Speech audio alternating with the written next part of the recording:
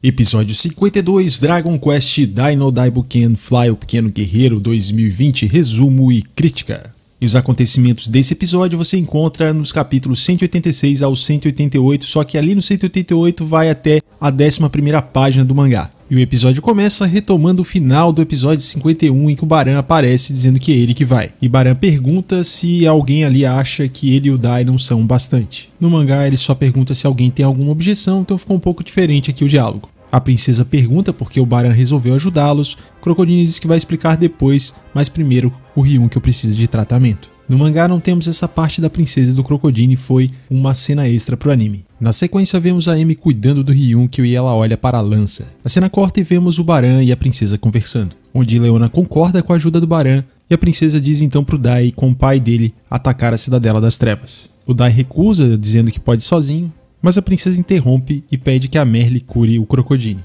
Pop, Man e Crocodile são encarregados de enfrentar a guarda real. Dai ainda tenta chamar a atenção da Leona, mas ela ignora e pergunta se o Baran precisa de alguma coisa. Baran responde que não, e o Baran pergunta se o Dino entendeu. Dai fica irritado e vira o rosto, ignorando o Baran. A cena então corta, e essa cena aqui também é uma cena extra, a gente não tem isso no mangá. O dia amanhece e vemos que o Baran e o Dai estão um de costas para o outro em cima de um monte, e também o Dai tá com uma cara bastante fechada. Leona e os outros observam de longe. Crocodile comenta que pelo menos eles conseguiram evitar uma briga entre pai e filho novamente, e pelo menos de forma temporária o Baran está do lado deles. O Pop diz que não acredita nisso, e Man diz que o pai do Dai parece diferente do que falaram. Embora ela sinta que ele é poderoso, ela diz que ele não parece alguém que seria super violento. Leona e Pop comentam que da última vez o clima não estava para a colaboração. Crocodile relembra que eles devem ser gratos ao Ryunkyo, pois ele se sacrificou para que isso pudesse acontecer ali do Dai e o Baran poderem se unir. Porém, foi um preço alto que o Ryunkyo pagou,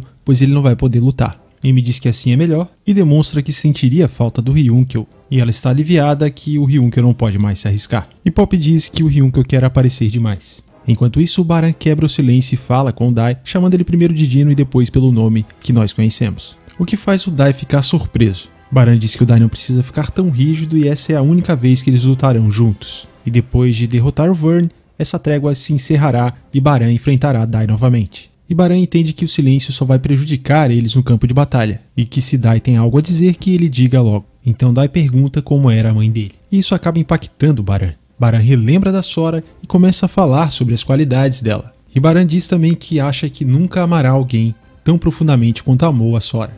E nessa bela cena, ao nascer do sol, Dai diz que entendeu. Dai assume uma postura mais aberta e também mais motivado e sai voando usando Tobirura. Em seus pensamentos, Baran diz que se fosse ter uma única exceção, essa exceção seria o Dai. E assim Baran parte seguindo seu filho. Os outros observam e Crocodile comenta que pai e filho dragões estão indo. A princesa acredita nos dois e Merle interrompe, mostrando não ter muita certeza, pois ela teme que os dois unidos possam despertar um mal ainda maior. Merle pede desculpas e Leona diz que não dá para ignorar uma vidente. Mãe e Pop tentam confortar de certa forma Merle, que está preocupada, e Pop diz que se eles não conseguirem vencer com 2 Cavaleiros do Dragão é porque o inimigo deles está acima dos deuses. Pop conforta Merle e assume a liderança do seu grupo. E Crocodile diz que eles não precisam vencer, apenas segurar a guarda real até que Baran e Dai consigam derrubar os portões. Eles se despedem da Leona e ela pede que eles deem o melhor. E Pop, determinado, diz que é o que eles fazem sempre. Pop então decola com o Crocodile e a Man, e ele é tão rápido que ultrapassa o Dai e o Baran. Baran diz ao Dai para eles se apressarem e dá uma dura no Dai, dizendo que se o Dai atrapalhar, Baran vai abandoná-lo. A princesa pede desculpa ao Nova e pergunta se o Nova queria ter ido com eles. De forma humilde, Nova diz que queria, mas já sabe que ele não é tão forte assim, e que ficará para ajudar a reorganizar o suporte. Merle, preocupada com Pop, faz uma oração ao deus dos dragões. No mangá, toda essa parte já começa direto com o Dai e o Barão de costas para o outro. A parte do Pop falando do Ryunkyo, o diálogo é melhor no mangá, pois não parece que o Pop está com inveja do Ryunkyo, e sim que ele está reconhecendo o valor dele, dizendo que ele realmente se superou desta vez. Na parte que o Crocodile também fala do Dai e do Baran saindo juntos, a Leona fala sobre eles conseguirem, e também ela comenta que a mãe do Dai, ao ver pai e filho juntos, ficaria feliz. E essa fala ficou de fora do anime. Na cena seguinte, vemos Pop chegar nos Campos da Morte com seu grupo. Crocodile diz que eles só vão sair dali vivos se derrotarem o Vern depois de derrubarem um portão.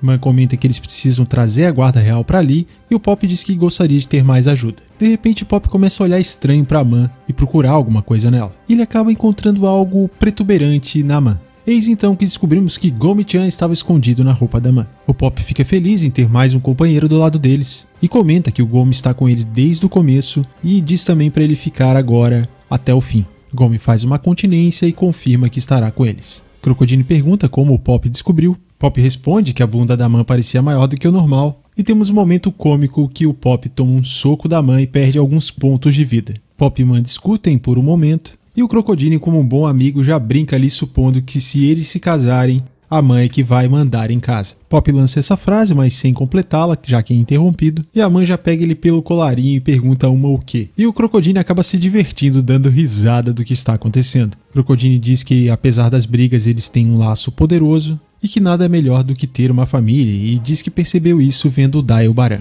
Crocodile conclui que se ele sobreviver a essa batalha, talvez ele procure uma esposa para ele. E de maneira simpática ele solta mais uma gargalhada. Pop diz que eles vão voltar vivos e o Crocodile também confirma isso. Em pensamento, Pop espera que tudo corra bem com Dai e Baran e diz que o resto é com eles. E nesse momento a guarda real do Hadler aparece. Então essa cena se encerra.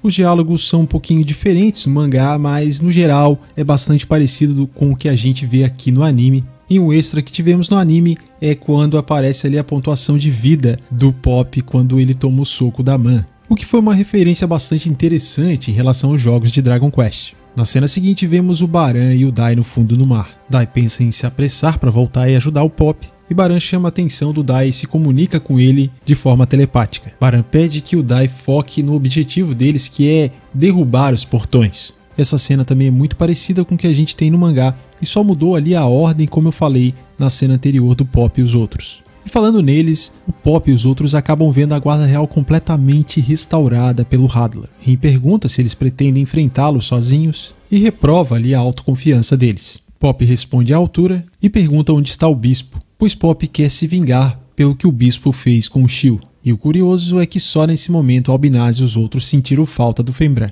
E de repente um emblema surge ali e eles dizem que é o emblema deles. E assim a cena se encerra. E nessa parte o anime está um pouco diferente do mangá. O Rin parece bastante insultado pela presença de apenas 3 deles para enfrentá-los. E ele também menciona a ausência do Ryunkyo, o que não acontece no anime, que acabou optando por simplificar e fazer diálogos um pouco mais curtos. Voltando ao episódio 52 do anime, a gente vê que o Dai e o Baran estão chegando perto do portão que eles precisam derrubar. E eles acabam avistando a silhueta de Fembran em frente ao portão. Mais uma vez, os olhos de Fembran brilham e vemos que ele está ali com o olho danificado. No mangá, claro, a gente não consegue perceber esse brilho vermelho nos olhos do Fembran.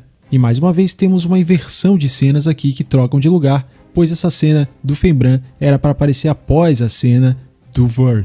E falando nela, a gente vê agora no anime essa cena do Vern que foi trocada de lugar. E Vern comenta do movimento imprevisto do bispo que mudou de lugar sem que fosse ordenado pelo Hadler. E Vern acha isso interessante. E essa cena, tirando ali os diálogos que sempre tem diferenças, ficou muito parecida com o mangá. A cena volta para Baran e Dai e eles agora conseguem ver claramente Fembran. Cena esta que também se assemelha à parte do mangá. Na cena seguinte do anime vemos o Ryunkyo já tentando se levantar e quebrando ali um vaso de flores. A Amy corre na direção dele para ajudá-lo, preocupada porque ele não pode se levantar. E Ryunkyo, que talvez seja o cara mais casca-grossa desse anime, diz que vai para os campos da morte. E a princesa o repreende porque os ferimentos dele estão além de uma cura normal. Leona, como sempre, é direta e sincera, dizendo que não tem condições para o Ryunkyo ir ajudar o Dai e que se ele for só vai atrapalhar. E Ryunkyo dá uma boa resposta dizendo que vai servir como escudo se não puder lutar. Ryunkyo pede a lança para Amy e a Amy então fica ali um tanto surpresa e temerosa porque ela escondeu a lança do Ryunkyo. Ela simplesmente diz que jogou a lança fora, pois não faz sentido o Ryunkyo ir até lá. Ela diz que ele não pode lutar sem a arma e pede para ele descansar. Ryunkyo ignora e sai sem dizer nada. Leona diz que se a Amy sente alguma coisa pelo Ryunkyo, o tiro saiu pela culatra, pois ele vai para o campo de batalha mesmo sem arma. E assim a Amy sai preocupada atrás do Ryunkyo. Ela pede para o Ryunkyo esperar e pergunta por que ele não desiste. E ele, de maneira fria, diz para ela não se preocupar porque ele é imortal. E ela responde desesperadamente dizendo que nenhum humano é imortal e que ele é só um humano, ainda se ele tivesse se recuperado completamente, porém se ele for assim vai acabar morrendo. E calmamente o Ryunkyo responde que se isso ajudar o Dai e os outros, que assim seja. e ignorando a Lei Maria da Penha, Ryunkyo faz com que a Amy caia no chão. Pô, Ryunkyo, tava indo tão bem até agora e vai dar uma mancada dessa? E a Amy fica chorando, chamando pelo Ryunkyo, até que ela se levanta e novamente corre atrás dele. Ela então abraça o Ryunkyo, que está virado para o outro lado, e ele pede para ela deixá-lo ir. E de repente o anime parece uma cena de filme de cinema romântico. A Amy chorando então se declara para o Ryunkyo, e ela explica que é por isso que ela não aguenta mais ver o Ryunkyo se ferindo indo nas batalhas. Suplicando, ela pede que ele não vá, que ele pare de ir com prazer para os braços da morte. Nesse momento, o Ryunkyo resolve abrir o seu coração e diz que não vai com prazer para os braços da morte. E ele confessa ter medo, porque o eu dele de antes era um espadachim demoníaco amaldiçoado, e que a culpa que ele sente por ter se voltado contra o Avan e também os seus colegas continua a comer a alma dele sem parar. Isso parte ele ao meio e também o assombra. E essa é a motivação dele continuar lutando. Só a dor e o sofrimento que ele suporta em batalhas mortais podem aliviar a culpa dele. E que é isso que diz a ele que ele está expiando os pecados em nome da justiça. A Amy fica mais comovida ainda e de repente ela se depara com a lança ali na praia. Ela fica surpresa pela lança aparecer ali e Ryunkyo diz que sua companheira está chamando para mais uma batalha. Mais uma vez a Amy pede para que o Ryunkyo espere, ele simplesmente ignora e segue rumo à lança. Amy então se ajoelha na areia da praia e bastante triste ela desiste porque percebe que não vai conseguir convencer o Ryunkyo a desistir de ir para o campo de batalha. Enquanto isso, ouvimos a armadura de Ryunkyo se acoplando a seu corpo. Já com sua armadura, Ryunkyo revela a Amy que ele nunca tinha contado isso a nenhuma pessoa. Ryunkyo agradece a Amy, mas diz que é melhor que ela o esqueça. E assim, ele parte deixando a Amy para trás. Essa cena ela existe no mangá também, mas ela está muito mais à frente, até tive um pouco de dificuldade para encontrá-la, porque ela aparece só no capítulo 190, lá do volume 21 do mangá. Eu confesso para vocês que essa cena aqui, ter sido tão adiantada, tirada um pouco de contexto, foi o que mais me decepcionou na adaptação desse episódio 52 em relação ao mangá. Essa cena no mangá ela é muito melhor porque ela tem um contexto, ela tem um motivo para o Ryunkyo ter acordado e se levantado, e como também demora bem mais para o Ryunkyo aparecer novamente no mangá, a gente não sabe ao certo se ele vai se recuperar, se ele vai ferido para o campo de batalha, e aqui no anime eles acabaram cortando todo esse peso do sacrifício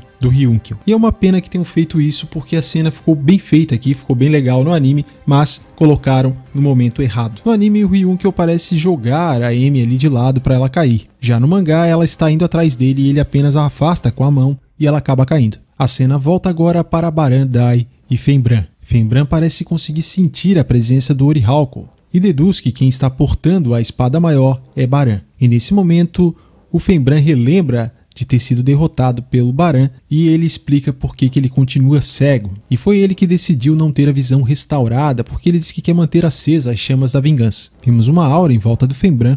Dai já está preparado para enfrentar Fenbran, mas o Baran interrompe e pede para o Dai deixá-lo enfrentar o Fenbran, pois o Baran é seu alvo. Baran ativa o seu emblema do dragão e por telepatia diz ao Dai que se o Fenbran quer desperdiçar a vida que ele poupou, que seja. Baran, ao mesmo tempo que vai sacando a sua espada, promete que dará cabo do Fenbran com um único golpe. Dai estranha que Fenbran está um tanto calmo e percebe que Fenbran vai usar um poder mágico, então Dai alerta seu pai através de telepatia. Nesse momento, Fenbran ataca com um poderoso feitiço do tipo Bag. Dai e Baran ficam em dificuldades e o Dai em pensamento ali diz que o Fenbran utilizou aquele ataque que poderia inclusive ter afetado o próprio Fenbran. Baran fica preocupado com Dai e acaba se distraindo e deixando a espada escapar de suas mãos. Fenbran consegue sentir que a espada já não está mais com Baran. Fenbran começa a carregar o novo ataque que ele chama de submissão da espada dupla, que nada mais é do que o seu mais poderoso ataque. E o Fenbran acaba meio que desaparecendo quando ele inicia o seu ataque. Baran percebe uma mudança no fluxo e tenta ir pegar sua espada. Mas era uma armadilha, Fenbran surge de repente perfurando a rocha onde a espada está espetada, surpreendendo Baran completamente despreparado